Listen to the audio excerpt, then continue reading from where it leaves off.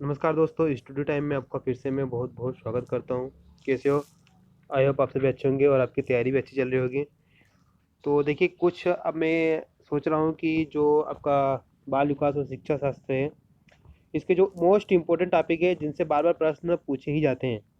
और दोस्तों, ये भी 100% तय है कि इन टॉपिक्स से वर्ग 3 में भी प्रश्न आएंगे ही।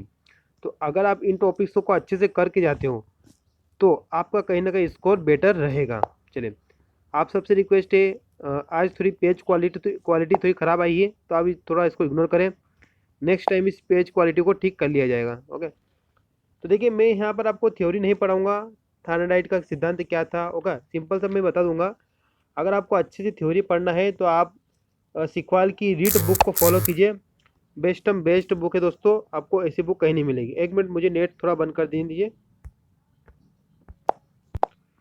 तो हमने नेट बंद कर दिया क्योंकि दिन भर व्हाट्सएप पर मैसेज आते हैं दोस्तों। बहुत सारे कैंडिडेट होते हैं, उम्मीदवार, बहुत सारे सबके प्रश्न होते हैं, डाउट होते हैं, तो उनको रिप्लाई भी करना पड़ता है। तो हमने नेट अभी बंद कर दिया। चलिए, तो मैं बोल रहा था कि अगर आपको थ्योरी अच्छे से पढ़ना है, अच्छे से समझना है, तो मेरी आपसे रिक्वेस्ट है, आप रीड की बुक परचेस कर लीजिए। मैंने आपको लिंक दी है, बहुत ही बेनिफिशियल रहेगी, आपके पास इनफ टाइम है। ओके। तो देखिए, अधिगम के बारे में हम बात करें और थार्नडाइक की बात ना हो, ऐसा हो ही नहीं सकता। ओके। थार्नडाइक है, पावलाव है, फिर और कौन कौन से हैं आपके व्यवहारवादी, जितने मनोवैज्ञानिक है, उसके बाद आपके स्किनर है, तो हल है। ये जितने भी वैज्ञानिक है, इनसे प्रश्न आते ही हैं। इन्होंने जो प्रयोग किए हैं उनसे प्रश्न आते ही हैं। चले, तो थर्नडाइट की अगर मैं बात करूं दोस्तों, तो जो मैं थर्नडाइट के बारे में जितने पॉइंट बताऊंगा, शॉर्ट पॉइंट है, इनसे प्रश्न बार बार बनते हैं। ये कौन थे? ये प्रथम अमेरिकी मनोवैज्ञानिक थे जिन्होंने पशुओं पर अध्ययन किया। तो यहाँ से आपको एक डायरेक्ट प्रश्न बन सकता है कि प्रथम मनोवैज्ञानिक जिसने पशुओं पर अध्ययन किया। ओके। इन्होंने जो सिद्धांत दिया वो था उद्दीपक अनुक्रिया का सिद्धांत, जिसे एसआर सिद्धांत कहते हैं।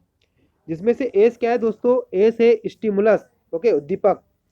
तो उद्दीपक किसे कहते हैं, मैं आपको ये भी बता देता हूँ। वह वस्तु या स्थिति जो किसी भी व्यक्ति को कार्य करने के लिए प्रेरित करती है, ओके, उसे उद्दीपक कहते हैं। जैसे कि भोजन, पानी हो, भोजन को देखकर आपके खाने का मन करेगा, वो आपको प्रेरित कर रही है। अब आर क्या है? आर है रिस्पॉन्स। तो इसको हम बोलते हैं अनुक्रिया, है ना। तो अनुक्रिया का मतलब है कि उद्दीपक के अनुसार किया जाने वाला कार्य अनुक्रिया है। जैसे कि आपने उद्दीपक है भोजन, भोजन का देखकर आपने खाया, तो खाना क्या हुआ? अनुक्रिया। किसको देखकर? उद्दीपक को देखकर आपने जो क्रिया की उसको क्या हुआ? तो वो क्या कहलाई? अनुक्रिया, है ना। चलिए, तो ये जो सिद्धांत है, इसके अन्य नाम भी ध्यान रखना, ये नाम भी पूछे जाते हैं, क्योंकि सिंपल आजकल किसी भी एग्जाम में सिंपल चीज़ें नहीं पूछी जाती है, थोड़ा बहुत घुमा फिरा कर ही पूछा जाता है। इसको संबंधवाद या बंध का सिद्धांत कहते हैं। क्यों? क्योंकि इसमें क्या होता है, उद्दीपक और अनुक्रिया के बीच में संबंध बनता है, एक बंध बनता है। आवृत्ति का सिद्धांत, बार बार इसमें प्रयोग की आवृत्ति होती है, प्रयत्न किया जाता है बार बार। प्रयत्न और भूल का सिद्धांत, बार बार प्रयत्न करती है इसमें, जो जिस पर प्रयोग किया, जिस जानवर पर, वो जानवर बार बार प्रयत्न करता है, फिर भूल जाता है, फिर प्रयत्न करता है, फिर भूल जाता है, और फाइनली वो सीख जाता है। चयन का सिद्धांत, प्रयास व त्रुटि का सिद्धांत, तो ये नाम ध्यान रखना। संबंधवाद, आवृत्ति, प्रयत्न व भूल, चयनों का सिद्धांत, प्रयास व त्रुटि का सिद्धांत। ठीक है। थर्नाडाइट का मुख्य प्रयोग किस पर था? भूखी बिल्ली पर था। यह प्रश्न बहुत बार पूछा गया, इसको आप नोट कर लीजिए, आने की बहुत ही संभावना थी। चलिए, क्या था दोस्तों, देखिए मैं आपको बता देना चाहता हूँ कि थर्नाडाइट का जो मुख्य प्रयोग था भूखी बिल्ली के ऊपर था। उसने एक क्या किया, एक भूखी बिल्ली को एक पिंजरे में बंद कर दिया, जिसका दरवाजा, एक लीवर, एक बटन थी उस पर, उस लीवर टाइप कुछ, ओके, उसको दबाने से खुलता था। फिर क्या हुआ, पिंजरे के बाहर एक तस्करी में खाना, मांस का टुकड़ा कुछ भी रख दिया उन्होंने, जो बिल्ली को दिख जाए।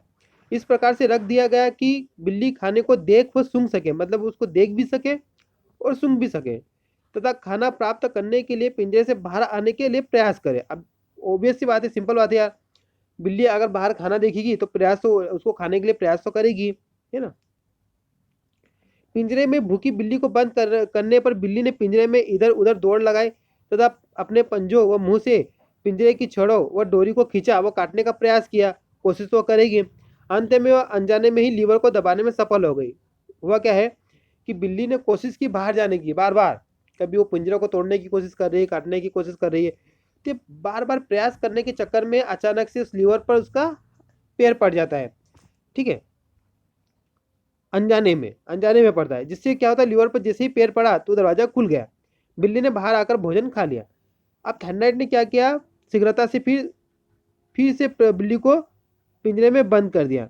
इस बार बिल्ली पहले से थोड़ा जल्दी लीवर को दबाकर पिंजरे का दरवाजा खोलने में सफल हो गई। देखिए ये प्रयास कोशिश बार बार की, बिल्ली बार बार कोशिश कर रही थी, लेकिन हर बार कोशिश कम हो रही थी उसकी, क्योंकि थोड़ा थोड़ा वो प्रयत्न कर रही थी, भूल रही थी, प्रयत्न कर रही थी, भूल रही थी, और फिर एंड द एंड लास्ट उसे पता चल गया था, वो सीख गई थी कि इस लीवर को दबाने से दरवाजा खुल रहा है, ठीक है। फिर थार्नडाइक ने देखा कि कुछ प्रयासों के बाद बिल्ली अनावश्यक तथा अवांछित क्रिया को कम करके, मैंने बोला ना, कम करके करने लगी एवं शीघ्रता से लीवर को दबाकर पिंजरे का दरवाजा खोलने में निपुण हो गई, मतलब वो निपुण हो गई। उसने बिल्ली के द्वारा पिंजरा खोलना सीखने की प्रक्रिया को स्पष्ट करते हुए निष्कर्ष निकाला कि उद्दीपक वांछित अनुक्रिया के बीच एक बंध बन गया, ठीक है। तो ये एक प्रयोग था, बिल्ली के ऊपर किया था, बिल्ली बार बार प्रयास कर रही थी और खाने के लिए बाहर आने की कोशिश कर रही थी, और वो एंड द टाइम वो सीख जाती है कि लीवर दबाने से दरवाजा खुल रहा है। इस सिद्धांत के अनुसार जब कोई उद्दीपक प्राणी के समक्ष उपस्थित होता है तब वह उसके प्रति अनुक्रिया करता है। मैंने वही आपको बताया, अभी पूरा एक्सप्लेन करके आपको सिखा दिया, ओके। तो इसमें क्या होता है, एस और आर के बीच बंद होता है। अब ये तो था एक सिंपल, इससे जो मैं जितना समझा है इससे बहुत ज़्यादा प्रश्न बनते हैं। आप सबसे रिक्वेस्ट है चैनल को जरूर सब्सक्राइब कर लें। अभी तक मैंने जितना भी आपको बताया इससे बहुत ज़्यादा प्रश्न बनते हैं दोस्तों, ओके।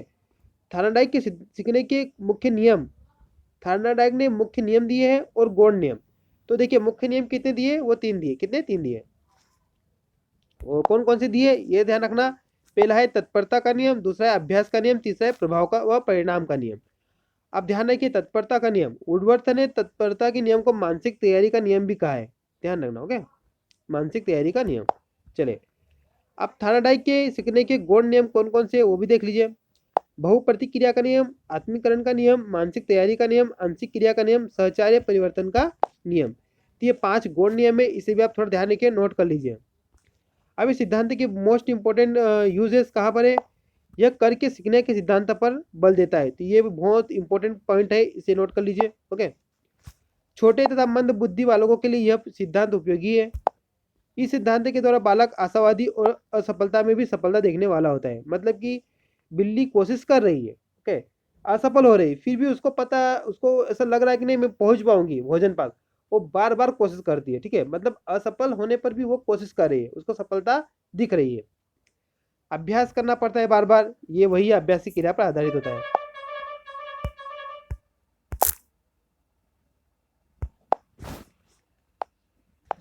तो दोस्तों ये थार्नडाइक का सिद्धांत था, बहुत ही सिंपल था, कोई ज़्यादा इसमें लॉजिक नहीं है। एक सिंपल सा मोस्ट इंपॉर्टेंट पॉइंट है जो बार बार इसी में से पूछे जाते हैं, इससे बाहर आपका वर्गथिंग का नहीं जाएगा।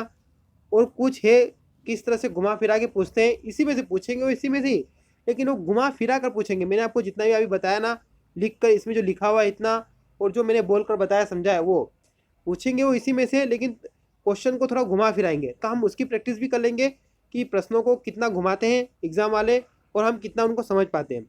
तो चलिए मैं नेक्स्ट और एक नया सिद्धांत लाऊंगा दोस्तों, जरूर आप सब्सक्राइब करें। धन्यवाद।